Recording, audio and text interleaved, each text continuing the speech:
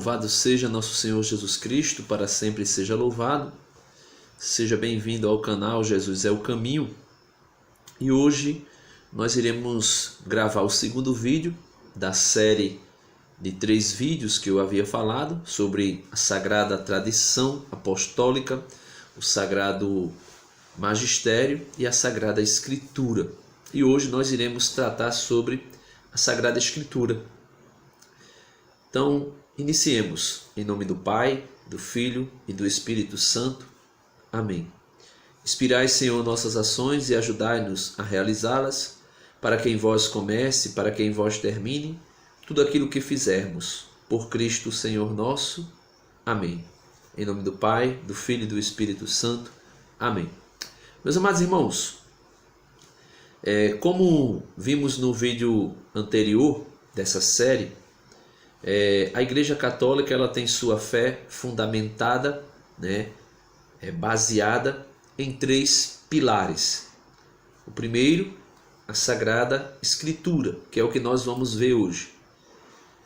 Depois, a Sagrada Tradição Apostólica e o Sagrado Magistério da Igreja. Então, é um tripé da nossa fé. São 3 colunas que sustentam a nossa fé. Hoje nós iremos tratar sobre a Sagrada Escritura. A Sagrada Escritura, como nós bem conhecemos, é a Bíblia Sagrada, aquilo que foi escrito e foi deixado como testemunho para nós. Eu queria fazer esse vídeo com aquilo que diz o Catecismo da Igreja Católica. No parágrafo 131, fala sobre a Sagrada Escritura na vida da Igreja. Ouçamos o que o Catecismo diz para nós. É tão grande o poder e a eficácia encerrados na Palavra de Deus, que ela constitui sustentáculo e vigor para a Igreja e para seus filhos, firmeza da fé e alimento da alma, pura e perene fonte da vida espiritual. É preciso que o acesso à Sagrada Escritura seja amplamente aberto aos fiéis. Então veja, no parágrafo 131 do Catecismo, o Catecismo diz que é tão grande o poder e a eficácia encerrados na Palavra de Deus, que ela constitui e é sustentáculo e vigor para a Igreja. A Igreja só tem vida, só está de pé se a Sagrada Escritura estiver inserida na vida da Igreja.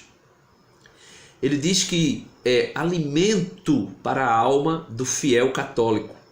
É alimento para a alma. É uma perene fonte da vida espiritual. A vida espiritual surge, nasce da Sagrada Escritura. Continuando. Que o estudo das sagradas páginas seja, portanto, como que a alma da Sagrada Teologia. Da mesma palavra da Sagrada Escritura também se nutre salutamente e santamente floresce o mistério da palavra, a saber, a pregação pastoral, a catequese e toda a instrução cristã, na qual deve ocupar lugar de destaque a homilia litúrgica. Então veja, o Catecismo aqui está dizendo para nós que a Sagrada Teologia tem como alma, ou seja, a alma é vida, Tem como a vida, a teologia tem como vida a Sagrada Escritura. Sem a Sagrada Escritura não existe como fazer teologia. É o que está dizendo o Catecismo da Igreja. Ele diz também que a palavra, a Sagrada Escritura, merece um destaque na liturgia. Ou seja, por isso que na missa, se você for em qualquer missa, você vai ver no meio da semana, né, durante os dias da semana, primeira leitura, salmo e evangelho. Se você for em uma solenidade, em uma festa, e também nos domingos, você vai ver primeira leitura, salmo, segunda leitura e evangelho. Ou seja, são 4 leituras, 4 textos bíblicos tirados da Sagrada Escritura e lido diariamente nas missas.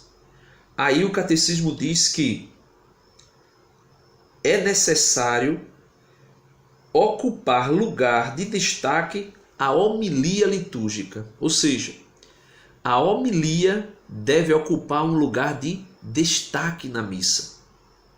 Porque é dela, é da homilia do que está celebrando a liturgia, do presbítero ou do bispo, que os fiéis serão alimentados e também orientados a respeito daquilo que diz a Sagrada Escritura. 133.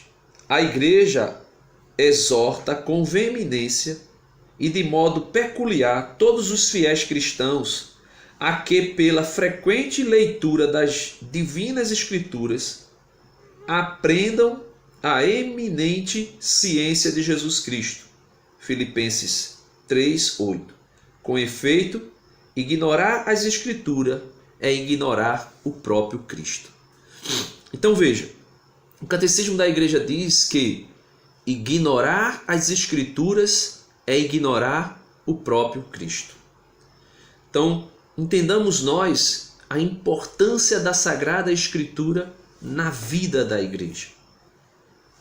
É tão importante que o Catecismo continua no parágrafo 134 dizendo: toda a Escritura divina é um único livro, e este livro único é Cristo, já que toda a Escritura divina fala de Cristo, e toda a Escritura divina se cumpre em Cristo. Então veja, a Sagrada Escritura, aquilo que foi escrito e que chegou até as nossas mãos, o Catecismo da Igreja diz que toda a Sagrada Escritura é Cristo. Por quê? Porque fala de Cristo e porque se cumpre, se realiza no próprio Cristo. Então, ter em mãos a Sagrada Escritura e fazer uso de sua leitura é ter em mãos a vida, o mistério da vida de Jesus Cristo. Ele continua dizendo: a Sagrada Escritura contém a palavra de Deus e, por serem inspiradas, são verdadeiramente palavra de Deus. Deus é o autor da Sagrada Escritura. Ao inspirar seus autores humanos, age neles e por meio deles. Fornece assim a garantia de que seus escritos ensinem sem erro a verdade salvífica. Então veja, meus amados irmãos, a Sagrada Escritura contém a palavra de Deus. A Sagrada Escritura não é a palavra de Deus. Ela contém. Muitas vezes alguém pega a Bíblia e diz que a Bíblia é a palavra de Deus. Não. A Bíblia contém a palavra de Deus. A Bíblia é uma revelação da palavra de Deus. A palavra de Deus é Jesus Cristo. Primeiro capítulo do Evangelho de São João, versículo 14. E o Verbo se fez carne e habitou entre nós. E nós vimos a sua glória, glória que ele tinha junto do Pai.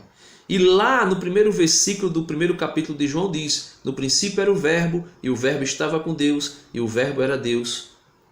Tudo foi feito por ele, sem ele nada teria sido feito. Nada do que é visível ou invisível, e aí, sucessivamente, o prólogo do Evangelho de João vai dando para nós o entendimento de quem é a palavra de Deus. A palavra de Deus é uma pessoa, a segunda pessoa da Santíssima Trindade, o Filho, Jesus Cristo, Verbo eterno de Deus, encarnado no meio dos homens.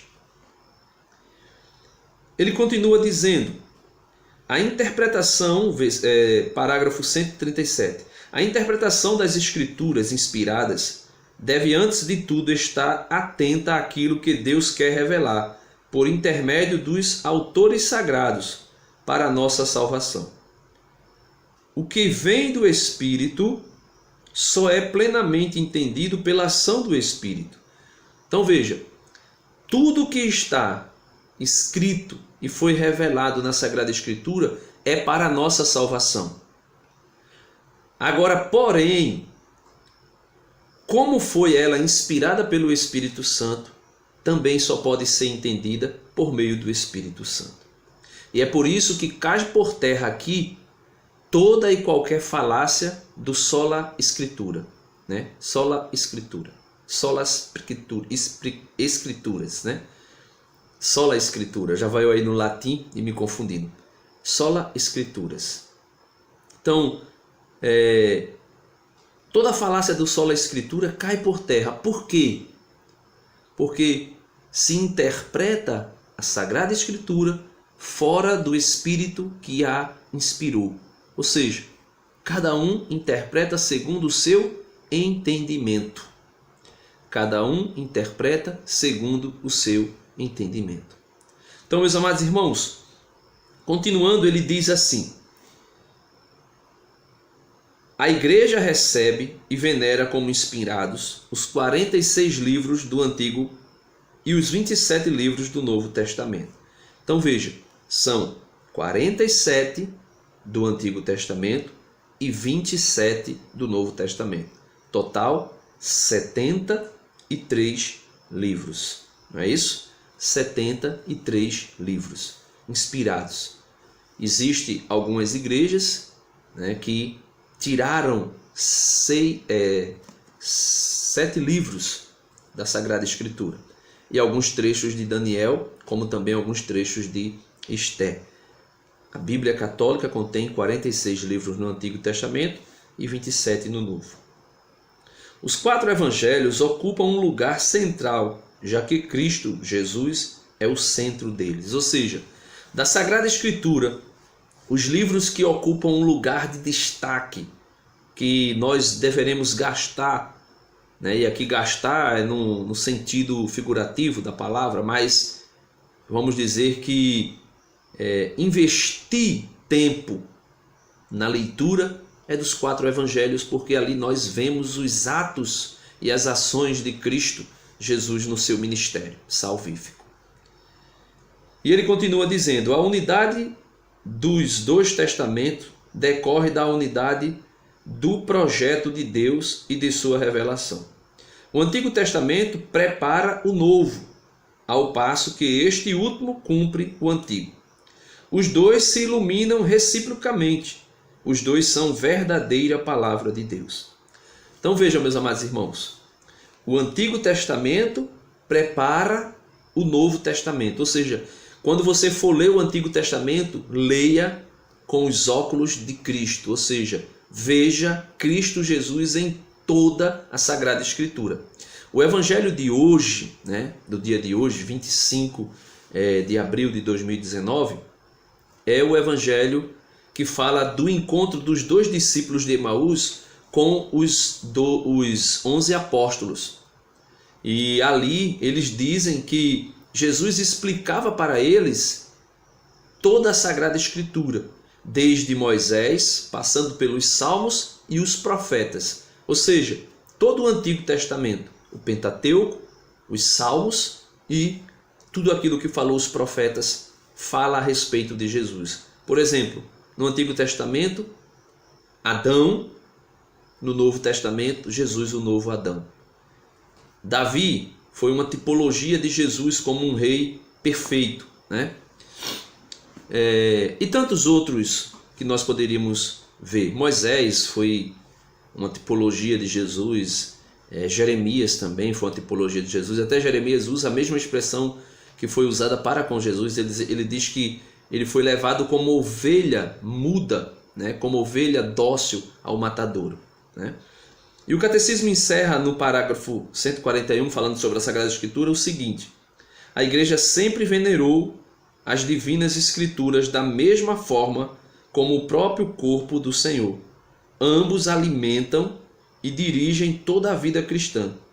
Tua palavra é a lâmpada para meus pés e luz para o meu caminho. Salmo 119, versículo 105. Então, meus amados irmãos, da mesma maneira que a igreja se alimenta do corpo e do sangue de Jesus Cristo na Eucaristia, também ela se alimenta da palavra de Deus. Por isso que a missa é dividida em duas partes. Mesa da palavra, ou seja, a parte da liturgia da palavra, e a mesa eucarística, a parte da liturgia eucarística da Sagrada Comunhão, né? Do Jesus na Sagrada Comunhão.